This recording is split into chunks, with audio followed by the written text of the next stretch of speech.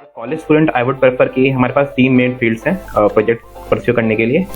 पहला फील्ड होगा हमारा ऑब्वियसली डेटा साइंस। लाइक जो बच्चे डेटा साइंस पर इंटरेस्टेड नहीं है, जिन्हें वेबसाइट वगैरह में थोड़ा पसंद है बनाना वगैरह, तो वेबसाइट के बैक एंड, वेबसाइट का डेटाबेस कैसे काम करता है।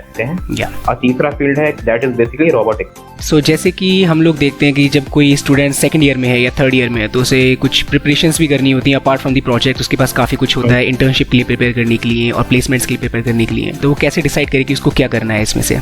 मेरे दोस्त ने भी बनाया था, वो एक बहुत अच्छा प्रोजेक्ट था। वो था कि आपको कोई फाइल अनलॉक कर दी आपने, और फाइल अनलॉक करने के लिए आप हैंड जेस्चर्स यूज कर रहे हैं। तो बहुत से बच्चों का ये भी क्वेश्चन होता है कि जैसे वो लोग ऑलरेडी C++ में काम कर रहे होते हैं, तो वो लोग पूछते हैं कि यूजिंग C++ के हम लोग डेवलपमेंट कर सकते हैं। देखिए, आप बिल्कुल कर सकते हैं C++। Everyone, welcome back to lead coding. तो आज की वीडियो में हम लोग बात करने जा रहे हैं प्रोजेक्ट्स के ऊपर।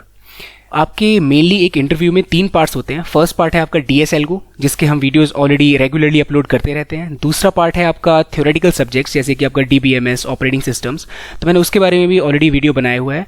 अब जो रह गया था वो था प्रोजेक्ट्स। आज हम लोग डिस्कस करेंगे प्रोजेक्ट्स के बारे में कि आप अपने रेज्यूमे में कैसे अट्रैक्टिव प्रोजेक्ट्स ऐड कर सकते हैं। तो बेसिकली होता क्या है कि जब आप किसी भी पोजीशन के लिए अप्लाई करते हैं तो बहुत सारे आपके जैसे लोग अप्लाई करते हैं, तो उसमें आपका जो रेज्यूमे है उसको हाईलाइट करने के लिए प्रोजेक्ट्स इंपॉर्टेंट है। तो आज हम लोग डिस्कस करेंगे कि कौन कौन सी टेक्नोलॉजीज़ हैं जिनको सीख के आप प्रोजेक्ट्स बना सकते हैं एंड कहाँ से ये सारी टेक्नोलॉजीज़ आपको लर्न करनी है। So today we have Arsh with us. He is a student of Delhi Technological University and he is currently in his 4th year of software engineering. So Arsh, can you briefly introduce yourself? Hello Faraz, yes, I am currently in 4th year with Delhi Technological University. I am currently in software engineering and I have done quite some projects, to be precise like 11 to 12 projects in my college time, and they certainly have helped me in the placements. Yeah. So Arsh did his internship from Optum and he is currently placed in Publicis Sapient. ठीक है, तो अब हम अर्श के कुछ और achievements के बारे में उससे पूछ लेते हैं। अर्श ने कौन कौन से कॉम्पिटिशन में या हैकाथॉन में पार्टिसिपेट किया है? तो मैंने सबसे पहले जब कॉलेज आया था तो मैंने एक टेक्निकल टीम ज्वाइन की थी, DTO AUV। AUV stand for autonomous under water vehicle. Okay, so basically AUV में मैंने 2 कॉम्पिटिशन से पार्टिसिपेट किया। पहला SCVC सिंगापुर इन 2017 जब मैं कॉलेज आई था, and second was NIOT Chennai in 2019। Okay, so basically दोनों अंडर वाटर रोबोटिक्स से रिलेटेड कॉम्पिटिशन थे और दोनों में हमारी काफी अच्छी रैंक आई थी। यू कैन से टॉप 10 थे। उसके अलावा हमने यंत्रा हैकाथॉन में पार्टिसिपेट किया था। गवर्नमेंट ऑफ इंडिया के ऑर्गेनाइज करती है हैकाथॉन को, एंड इसमें हमारी टीम की रैंक थी ऑल इंडिया रैंक 7th। तो बेसिकली ये 3 कॉम्पिटिशन्स में मैंने पार्टिसिपेट किया था। और अपार्ट फ्रॉम ये 3 मेजर प्रोजेक्ट्स हैं मेरे जो मैंने टीम के साथ करे थे, and apart from this there were like 5 to 6 मेरे खुद के प्रोजेक्ट्स हैं जो मैंने खुद से करे थे। ठीक है, तो हम आगे बढ़ते हैं। सबसे पहले हम लोग बात करेंगे कि हम क्या क्या टेक्नोलॉजीज़ को यूज़ करके प्रोजेक्ट्स बना सकते हैं।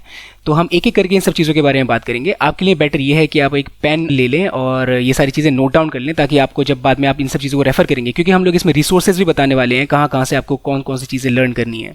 सो इसलिए you can make notes for it.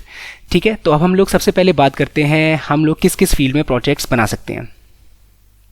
Okay, so basically हम देखो काफी फील्ड्स में प्रोजेक्ट्स बना सकते हैं।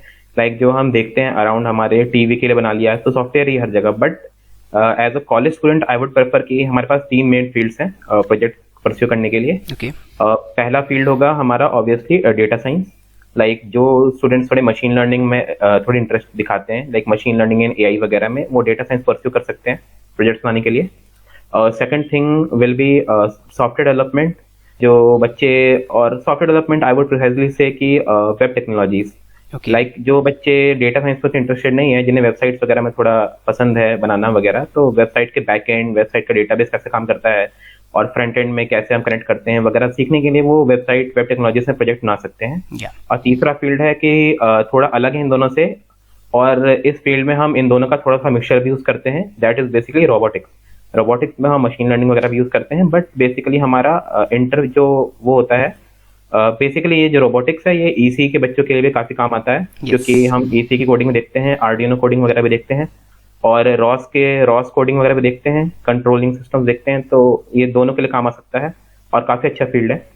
तो बेसिकली ये 3 मेन फील्ड मैं कहूँगा कॉलेज स्टूडेंट्स के लिए फिलहाल कि प्रोजेक्ट बनाने के लिए काफी अच्छे हैं। ऑलराइट, सो जैसे कि हम लोग देखते हैं कि जब कोई स्टूडेंट सेकंड ईयर में है या थर्ड ईयर में है तो उसे कुछ प्रिपरेशंस भी करनी होती हैं अपार्ट फ्रॉम द प्रोजेक्ट। उसके पास काफ़ी कुछ होता है इंटर्नशिप के लिए प्रिपेयर करने के लिए और प्लेसमेंट्स के लिए प्रिपेयर करने के लिए। तो वो कोई कैसे डिसाइड करे कि वो अगर उसने ऑलरेडी ये सब नहीं किया हुआ है तो वो कैसे डिसाइड करे कि उसको क्या करना है इसमें से?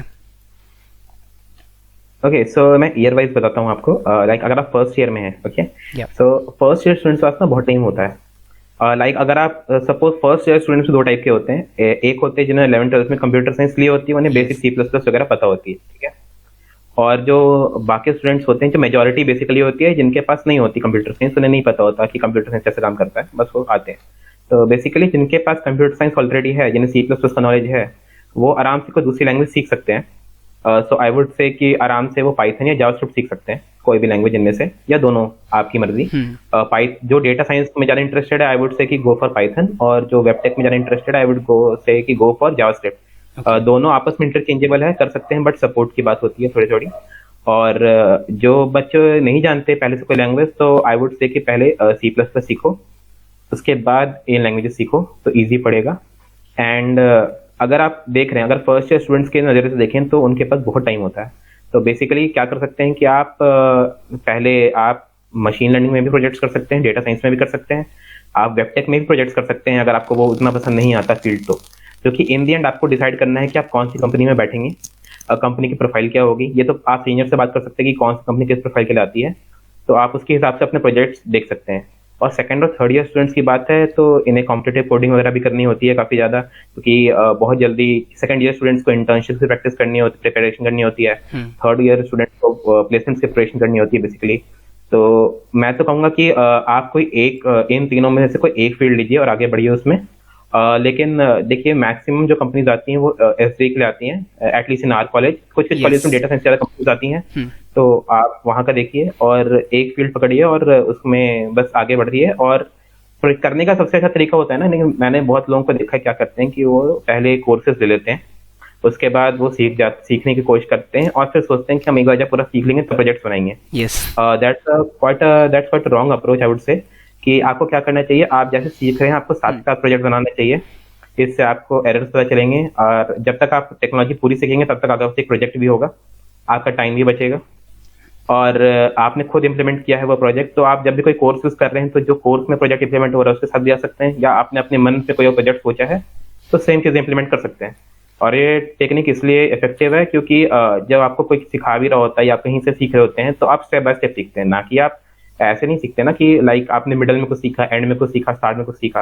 हाँ. आप स्टेप बाय स्टेप सीखते हैं और प्रोजेक्ट भी स्टेप बाय स्टेप बनता है। तो basically that's a very good approach कि आप स्टेप बाय स्टेप सीखें और साथ में साथ प्रोजेक्ट बनाते रहें, तो आपका टाइम भी बचेगा, आपके प्रोजेक्ट ज़्यादा होंगे। या बेसिकली ये बॉटम अप अप्रोच जो है ये मैं usually data structures and algorithm skill में भी बताता हूँ कि आप पहले कॉन्टेस्ट में पार्टिसिपेट करो। अगर आपको कोई एल्गोरिथम नहीं आता है तो फिर उसके बारे में सीख लो। ऐसा नहीं है कि पहले आपको सारे एल्गोरिथम सीखने हैं, सारे डेटा स्ट्रक्चर सीखने हैं, फिर आप प्रैक्टिस करेंगे। तो ये काफ़ी अच्छी अप्रोच है। ठीक है, तो अब हम लोग बात करते हैं कि डेटा साइंस में कौन कौन से जो प्रोजेक्ट्स हैं आप बना सकते हैं, एंड ये आपको टेक्नोलॉजीज हैं कहाँ कहाँ से लर्न करनी है। सो बेसिकली जब मैं डेटा साइंस बोलता हूँ तो I mean machine learning and deep learning. Okay, और मशीन लर्निंग बस इतना ही डेटा साइंस नहीं होता। Obviously data science is very vast field, उसमें और भी बहुत चीज़ें आती हैं, बट मैं प्रोजेक्ट्स के सेंस में फोकस करता हूँ मशीन लर्निंग और डीप लर्निंग पे। तो बेसिकली मशीन लर्निंग क्या होती है कि आपके पास सेट मैथमेटिकल एल्गोरिथम्स होती हैं जिनको आप डेटा पे अप्लाई करते हैं और रिक्वायर्ड आउटपुट लेते हैं। इसमें आप कुछ बहुत ज्यादा नहीं कर सकते ऑब्वियसली, क्योंकि आपके पास सेट एल्गोरिथम से आपको डेटा मिलेगा, आपको प्रेडिक्शन देना है। तो बेसिकली मैं कहूँगा कि आप सेंटिमेंट एनालिसिस जैसे प्रोजेक्ट कीजिए, जिसमें आप लाइक ट्विटर से आपने ट्वीट्स उठाए लोगों के और उन पे सेंटिमेंट एनालिसिस लगाया कि वो ट्वीट ट्रू है या फॉल्स, मतलब पॉजिटिव है या नेगेटिव है वगैरह वगैरह। और इनफैक्ट बहुत सारे स्टूडेंट्स होते हैं ये करते हैं, और उसके लिए वो लाइब्रेरीज यूज करते हैं, लाइक ट्वीट डाउनलोड करने के लिए भी। तो बेसिक दैट्स आई वुड से कि ठीक है, बट आपने कुछ यूज नहीं करा ना। लाइक अगर आप प्रोजेक्ट्स बना रहे हैं तो आपको नॉलेज होनी चाहिए उसकी। ऐसा नहीं है कि देखिए मशीन लर्निंग एल्गोरिथम्स आपको इंप्लीमेंट नहीं करने पर प्रोजेक्ट में ऑब्वियसली, क्योंकि बहुत बड़ी बड़ी होती हैं, बहुत अच्छी मेथड्स होती है, बट आपको एटलीस्ट पता होना चाहिए कि आप कैसे इंप्लीमेंट करेंगे उनको। तो ही मैं यही कहूँगा कि आपको इम्प्लीमेंटेशन पता होनी चाहिए हर चीज़ की। आप चाहे लाइब्रेरीज यूज करें, नहीं तो आपके प्रोजेक्ट में कुछ नहीं आ जाएगा। बस आपने 2-3 फंक्शंस इंपोर्ट किए, वो फंक्शंस यूज किए, आपका आउटपुट आ गया, वो कोई प्रोजेक्ट नहीं हुआ क्योंकि आपने उसको सीखा नहीं है। तो बेसिकली आपको मशीन लर्निंग में ये ध्यान रखना है कि आपको सारे एल्गोरिदम्स की मैथ्स जाननी है, उन्हें कैसे इंप्लीमेंट करेंगे ये पता करना है और इंप्लीमेंट करना है। और जहाँ तक प्रोजेक्ट्स की बात करें तो आप, जैसे मैंने आपको बताया, सेंटिमेंट एनालिसिस कर सकते हैं, बहुत अच्छा प्रोजेक्ट है, एनएलपी का यूज कर सकते हैं उसमें। और आप और भी कई प्रोजेक्ट कर सकते हैं, ऐसा भी कोविड बहुत चल रहा था, तो कोविड का डेटा भी बहुत आ रहा है, बिग डेटा वगैरह सब आ रहा है कोविड का, तो आप वो एनालिसिस कर सकते हैं उसका, उसमें कोई प्रेडिक्शन कर सकते हैं, वो काफी अच्छा होगा। और भी मतलब आप मूवी रेटिंग्स हैं, मूवीज की रेटिंग्स निकाल सकते हैं, बहुत सारी चीजें कर सकते हैं मशीन लर्निंग का यूज करके। Now moving on to deep learning. Deep learning machine learning की तरफ सेट एल्गोरिथम्स नहीं है। Deep learning is basically a set of machine learning algorithms use करते हैं हम उसमें, ताकि हम खुद का एक नेटवर्क बना सकें जो खुद आउटपुट लेता हो, खुद उसके बारे में ट्रेन होकर आउटपुट देता हो, इनपुट लेता हो और आउटपुट देता हो बेसिकली। ओके। तो बेसिकली मशीन डीप लर्निंग में भी हम काफी प्रोजेक्ट बना सकते हैं।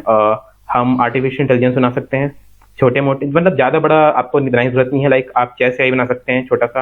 आप चाहे तो इमेज प्रोसेसिंग बहुत अच्छा फीचर है, आप इमेज प्रोसेसिंग यूज कर सकते हैं, इमेज प्रोसेसिंग बना सकते हैं। इमेज कैप्शनिंग एक बहुत अच्छा प्रोजेक्ट है, जिसमें आपने इमेज देखी और उसे कैप्शन कर दिया कि वो इमेज में क्या चल रहा है, ये डीप लर्निंग उसके कर सकते हैं आराम से।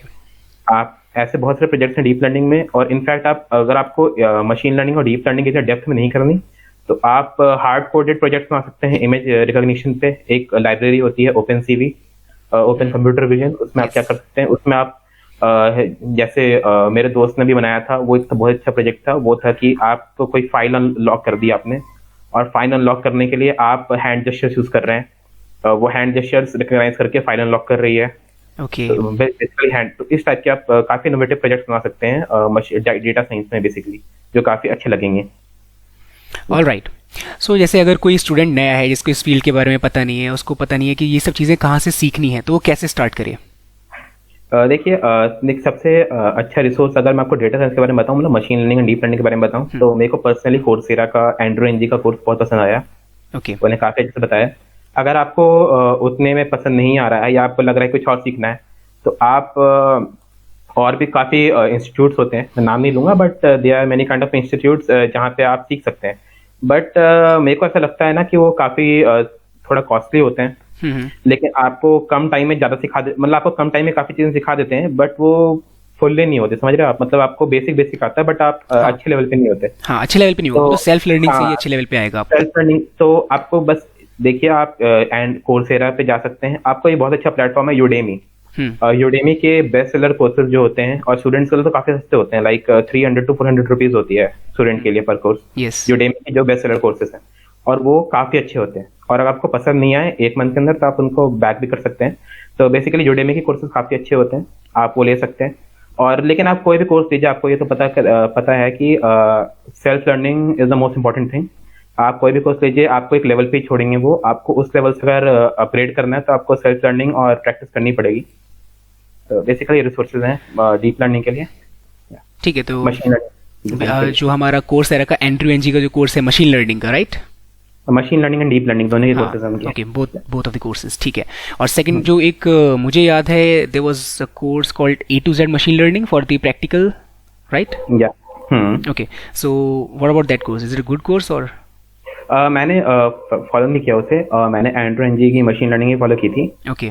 और मैंने ऑनलाइन सोर्सेज से पढ़ा था लोगों से, और खुद मैंने इम्प्लीमेंट करने की कोशिश किया। There were platforms like Stack Overflow and all, जहाँ पे आपको मिल जाते हैं आंसर्स। सबसे पहली बात तो आप विंडोज से हट के लिनक्स यूज करना शुरू कर दीजिए।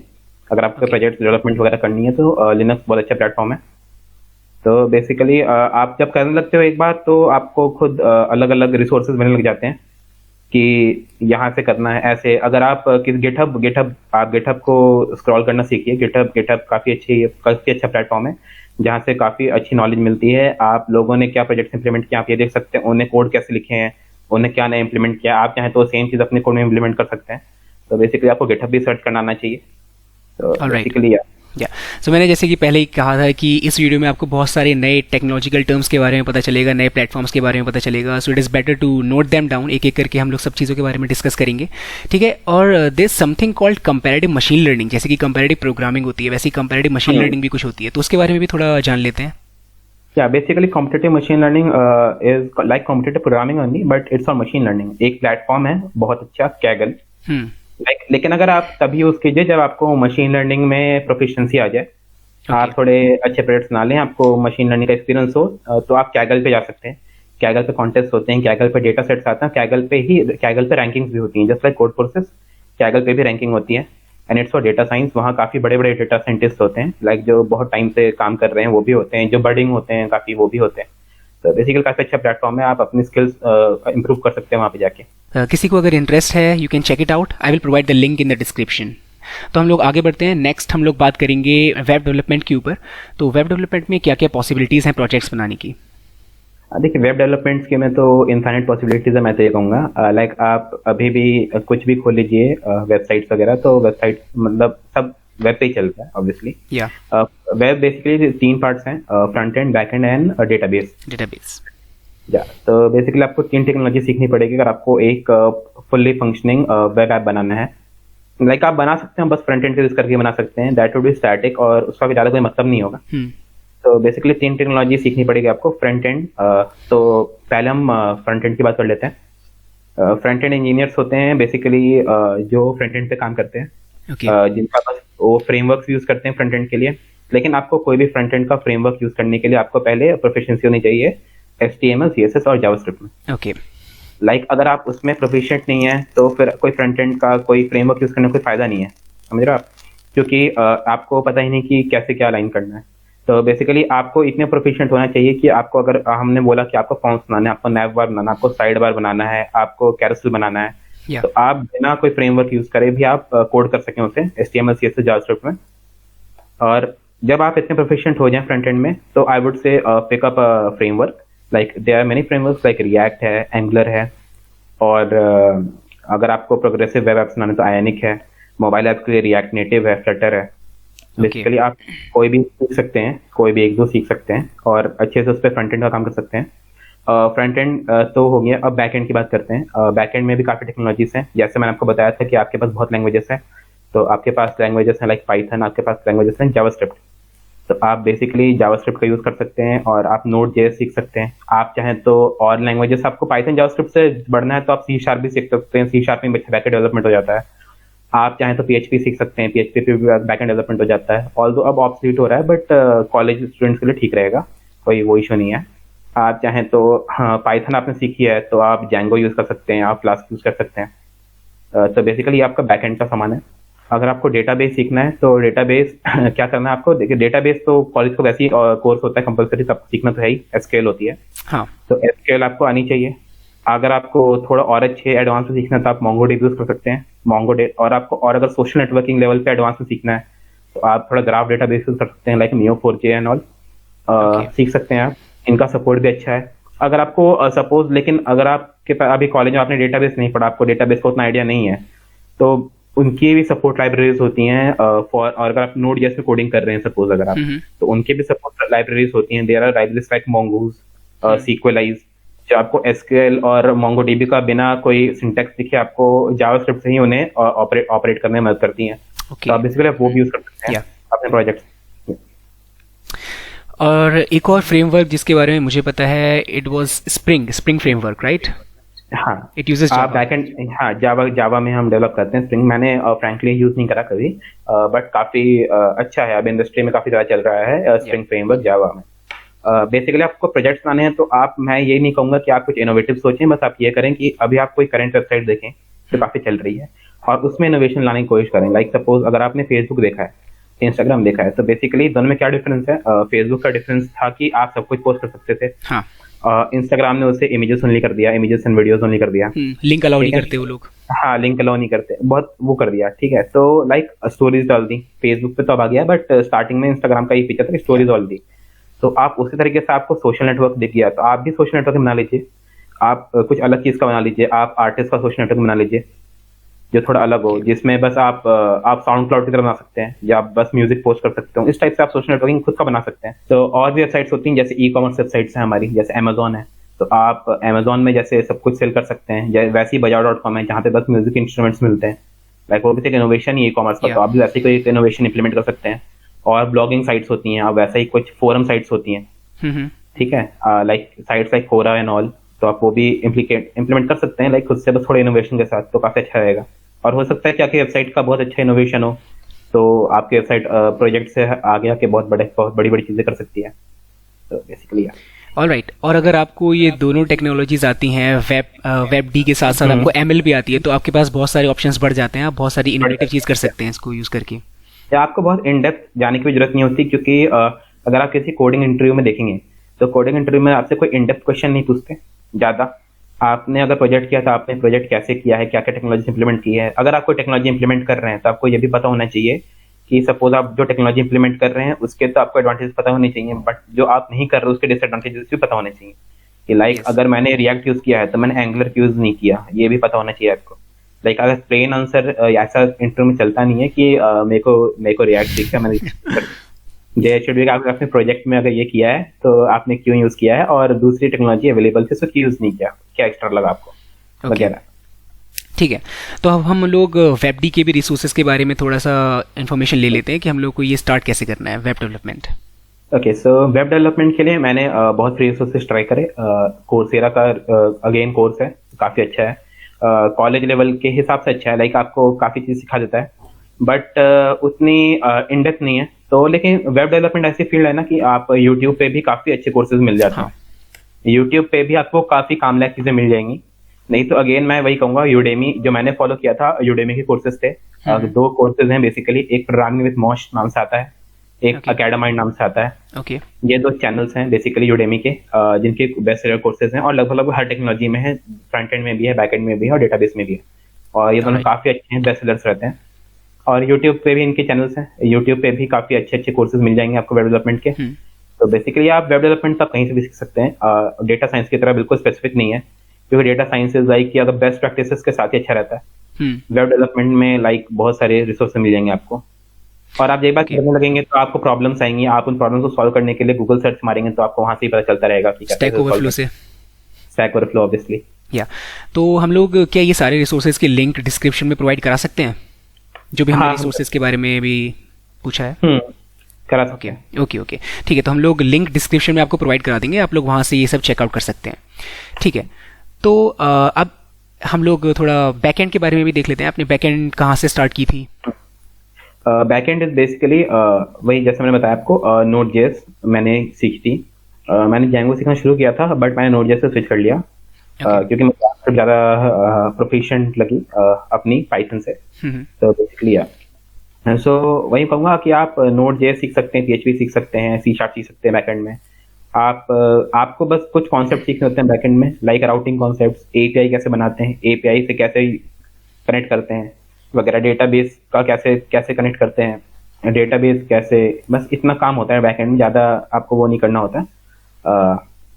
मेहनत बैकएंड के लिए आई वुड से फ्रंट एंड काफी ज्यादा टीडियस वर्क लगता है मेरे को, कि फ्रंट एंड में आप सामान डालते हैं, अच्छा नहीं लग रहा, यूजर एक्सपीरियंस अच्छा नहीं है। बैकएंड इज बेसिकली यूजर जो देख नहीं रहा, तो उसमें आप अपनी चीजें यूज कर सकते हैं जो आपको पसंद है। तो सो बैकएंड आई वुड से कि आप नोड जेएस सीखिए, क्योंकि नोड जेएस अभी इंडस्ट्री में काफी ज्यादा चल रही है। आप स्प्रिंग सीख सकते हैं, स्प्रिंग भी काफी ज्यादा चल रही है। तो बेसिकली बैकएंड के रिसोर्सेज की बात करें तो सेम यूडेमी के कोर्सेज हैं, यूट्यूब है, आप यहाँ से कर। ठीक है, तो बहुत से बच्चों का ये भी क्वेश्चन होता है कि जैसे वो लोग ऑलरेडी C++ में काम कर रहे होते हैं, तो वो लोग पूछते हैं कि यूजिंग C++ के हम लोग डेवलपमेंट कर सकते हैं? देखिए, आप बिल्कुल कर सकते हैं C++ यूज करके डेवलपमेंट। C++ में लाइब्रेरीज हैं, सपोर्ट उतना अच्छा नहीं है आई वुड से जितना जावास्क्रिप्ट का है, बट कर सकते हैं। लेकिन C++ में प्रोग्रामिंग करना काफी टीडियस होता है। लाइक अगर आप C++ में आप नॉर्मल कोड भी लिखते हैं तो आपको डेटा टाइप्स का आपको ध्यान रखना पड़ता है हर चीज में, समझ रहे हैं आप? आपको हर चीज में डेटा टाइप्स का ध्यान रखना पड़ता है। और तो लेकिन जावास्क्रिप्ट और पाइथन में ऐसा नहीं है, ऑब्वियसली आपको डेटा टाइप्स का ध्यान रखना। आप लेट वेरिएबल यूज कर सकते हैं, आप पाइथन में तो बिना वेरिएबल भी कर सकते हैं, तो बेसिकली सीधा यूज कर सकते हैं। C++ का सीन है कि अगर आप C++ में डेवलपमेंट करने जाते हैं तो हर डेवलपमेंट की अलग लाइब्रेरीज होती हैं, लाइब्रेरीज आपको इंक्लूड करना पड़ता है, और उसके बाद आपको उनके सारी की सारी वेरिएबल टाइप्स समझने पड़ते हैं कि उन्हें कैसे इंप्लीमेंट किया है। बेसिकली आपको डॉक्यूमेंटेशन में काफी डीप गो थ्रू करना पड़ता है। लाइक C++ कर सकते हैं बट काफी टीडियस है। आई वुड सजेस्ट कि उतना मेहनत करने से बेटर है कि आप थोड़ी नई लैंग्वेज सीख लें, उससे आपका इंटरव्यू में भी अच्छा होगा कि आपको मल्टीपल लैंग्वेजेस आती होंगी, प्लस आपके प्रोजेक्ट्स भी ईजी होंगे करने। एग्जैक्टली क्योंकि अगर आप C++ से करने जाते हैं तो ऑल दो आपके पास डॉक्यूमेंटेशंस होंगी, बट उसका जो सपोर्ट है, जो आपको जैसे आप कहीं पर स्टक होते हैं तो उसका आपको इतना अच्छा सपोर्ट नहीं मिलेगा। बाकी यूजर्स क्योंकि ज़्यादा लोग करते नहीं है वो, इसलिए आपको सपोर्ट नहीं मिलेगा। तो इससे अच्छा है कि नहीं मिलेगा बेसिकली। जी, इससे अच्छा है कि आप कोई नई लैंग्वेज जैसे कि जावा स्क्रिप्ट हो गया और पाइथन हो गया, तो आप उसमें कर लीजिए। ज़्यादा टाइम नहीं लगता है लैंग्वेज कोई सी भी सीखने के लिए, आपको ज़्यादा टाइम नहीं लगेगा। अगर आपको एक लैंग्वेज आती है तो आई विल से कि दूसरी लैंग्वेज सीखना कोई मुश्किल नहीं है, क्योंकि बस सिंटैक्स चेंज होता है, लॉजिक सेम रहता है। ऑलराइट, ठीक है। तो हम लोग अपने लास्ट टॉपिक की तरफ बढ़ते हैं, जो कि है रोबोटिक्स। अगर किसी को रोबोटिक्स में इंटरेस्ट है तो उसके लिए क्या क्या पॉसिबिलिटीज़ हैं, क्या क्या प्रोजेक्ट्स वो बना सकते हैं? देखिए, अगर रोबोटिक्स में इंटरेस्ट है तो काफ़ी अच्छे अच्छे प्रोजेक्ट्स बना सकते हैं। लाइक आपके कॉलेजेस में, आपकी मैक्सिमम कॉलेज में आप टेक्निकल टीम्स होती हैं जो वेरियस कॉम्पिटिशन में जाके पार्टिसिपेट करती हैं। तो आप किसी टेक्निकल टीम में पार्टिसिपेट कर सकते हैं ऑब्वियसली, हमेशा ही, क्योंकि जो टेक्निकल टीम्स होती हैं वो आपको काफ़ी अच्छा प्लेटफॉर्म देती है फॉर रोबोटिक्स। क्योंकि अगर रोबोटिक्स के लिए ना, जैसे अगर आप वेबटेक कर रहे हैं तो आपको कोई एक्सटर्नल हार्डवेयर की जरूरत नहीं है। हाँ, अगर मशीन लर्निंग कर रहे हैं तो भी जरूरत नहीं उतनी, बट अगर आप रोबोटिक्स कर रहे हैं तो आपको एक एक्सटर्नल हार्डवेयर मिलना चाहिए। और बहुत सारी चीजें होती है रोबोटिक्स में, ध्यान देनी पड़ती हैं। और इनफैक्ट अगर आप अच्छी टीम के साथ हैं, जिससे अच्छी फंडिंग मिलती है कॉलेज से या वगैरह वगैरह जगह से, तो आप काफी अच्छे हार्डवेयर पे अपना काम इम्प्लीमेंट कर सकते हैं। तो बेसिकली रोबोटिक्स के लिए आपको टेक्नोलॉजी लर्न करनी है। जैसे रॉस होती है, एक रोबोट ऑपरेटिंग सिस्टम होता है फॉर सॉफ्टवेयर डेवलपर्स बेसिकली। इसमें हम कंट्रोल सिस्टम डेवलप करते हैं बेसिकली रोबोटिक्स के लिए। और रोबोटिक्स के लिए सबसे अच्छी बात है कि आप C++ में भी कर सकते हैं, क्योंकि इनफैक्ट रोबोटिक्स के लिए C++ आई प्रेफर, क्योंकि C++ देखा जाए तो इन लैंग्वेजेस पाइथन वगैरह से तेज होती हैं। और रोबोटिक्स जो है वो रियल टाइम सिस्टम से डिपेंडेंट होती हैं। तो हम रियल टाइम सिस्टम से हम ट्राई करते हैं कि C++ यूज करें। तो जो C++ में बहुत ज़्यादा प्रोफिशिएंट है, उन्हें बहुत ज़्यादा पसंद है, वो रोबोटिक्स ऑब्वियसली ट्राई कर सकते हैं। रोबोटिक्स में आर्डिनो कोडिंग वगैरह भी होती है, और EC स्टूडेंट्स भी रोबोटिक्स में काफ़ी इंटरेस्ट ले सकते हैं। इनफैक्ट रोबोटिक्स ऐसा फील्ड है जहाँ पे आप बस सॉफ्टवेयर नहीं, मैकेनिकल के स्टूडेंट्स, इलेक्ट्रॉनिक्स के स्टूडेंट्स, इलेक्ट्रिकल के स्टूडेंट्स और सॉफ्टवेयर के स्टूडेंट्स, सारे स्टूडेंट्स पार्टिसिपेट कर सकते हैं मिलके बेसिकली। तो आई वुड से कि रोबोटिक्स बहुत अच्छा फील्ड है। आप इनफैक्ट जो रोबोटिक्स के प्रोजेक्ट्स होते हैं वो भी इंटरव्यूअर्स को काफ़ी इंप्रेस करते हैं, क्योंकि जनरली अगर आप कोई रोबोटिक्स का प्रोजेक्ट करते हैं तो लाइक बहुत सिंपल प्रोजेक्ट्स भी होते हैं, जैसे LFR हो गया LFR लाइन फॉलोइंग रोबोट्स वगैरह, आप छोटे मोटे प्रोजेक्ट कर सकते हैं। बट अगर आप कोई बड़ा प्रोजेक्ट करते हैं किसी टीम के साथ, लाइक जैसे आपने UAS like unmanned air systems का बनाया, आपने अंडर वाटर व्हीकल्स बनाए वगैरह वगैरह, तो काफ़ी इंप्रेस करते हैं लोगों को, और वो चाहते हैं जानना कि आपने क्या क्या इंप्लीमेंट किया। प्लस अगर आप रोबोटिक्स कर रहे होते हैं तो आपको साथ में साथ मशीन लर्निंग भी इंप्लीमेंट करनी पड़ती है, आपको इमेज प्रोसेसिंग भी इंप्लीमेंट करनी पड़ती है, तो आप वो पार्ट भी खुद ही कर लेते हैं। तो आप बेसिकली एक फील्ड में आप 2 फील्ड से प्रोजेक्ट बना रहे हैं अगर आप रोबोटिक्स यूज कर रहे हैं तो। ओके, सो इसके भी कुछ स्पेसिफिक हमारे पास रिसोर्सेज हैं जहाँ से हम लोग ये सारी चीज़ें लर्न कर सकते हैं? हाँ, देखिए, रोबोटिक्स के resources are not as vast as machine learning and I would say like web tech, उतने वास्ट नहीं है। बट अगर there is a channel ROS के लिए, ऑफिशियल चैनल है रॉस का, रोबोट ऑपरेटिंग सिस्टम का, आप वहाँ से सीख सकते हैं। ओके, और रोबोटिक्स के लिए आपको चैनल से ज्यादा ना आपको डॉक्यूमेंटेशन पे सीखना पड़ेगा, ये तो है। लाइक देयर बहुत अच्छा यूजर बेस है, बट आपको कोई ऐसे रोबोटिक्स सिखा नहीं सकता, आपको डॉक्यूमेंटेशन देखने पड़ेंगे, सपोर्ट देखना पड़ेगा, उसके बाद ही आप रोबोटिक्स सीख पाएंगे अच्छे से। या सो इट इज़ बेटर कि आप एक टीम में पार्टिसिपेट कीजिए जिसमें ऑलरेडी ये सब काम होता है, जिसमें ऑलरेडी आपके सीनियर्स आपको गाइड करेंगे और बाकी जो मेंबर्स हैं उनसे आपको हेल्प मिलेगी, तो ये ज़्यादा बेटर रहेगा रोबोटिक्स में, राइट? एग्जैक्टली, हाँ, रोबोटिक्स में बेटर रहेगा कि आप किसी से हेल्प नहीं, क्योंकि उतने अच्छे ऑनलाइन ट्यूटोरियल्स अवेलेबल नहीं है रोबोटिक्स में। 1-2 चैनल्स हैं, लाइक जो ऑफिशियल चैनल्स हैं इन टेक्नोलॉजीज के, वो काफ़ी अच्छा कंटेंट बनाते हैं। बट ठीक है, तो आई थिंक वीडियो काफ़ी लंबा बन चुका है and this video was useful for you guys. तो ये जो प्रोजेक्ट वाला जो पार्ट है वो रह गया था, काफ़ी बार रह जाता है कि आपको कौन से प्रोजेक्ट्स बनाने पड़ते हैं, and at the end of the time आपको याद आता है कि हाँ, हमें तो प्रोजेक्ट्स ही बनाना है इंटरव्यूज़ के लिए। तो इसलिए इट इज़ बेटर कि आप अपने रेज्यूमे में 1-2 अच्छे अट्रैक्टिव प्रोजेक्ट्स ऐड कर लें, जिससे कि आपके पास कंटेंट हो ड्यूरिंग एन इंटरव्यू, जिसमें आपका इंटरव्यूअर आपसे बात कर सके। तो this is it for the video. Thanks a lot अर्श। Thank you, Faraz. If you guys like the video, do share it with your friends and do subscribe the channel if you want more such content in future. Thank you.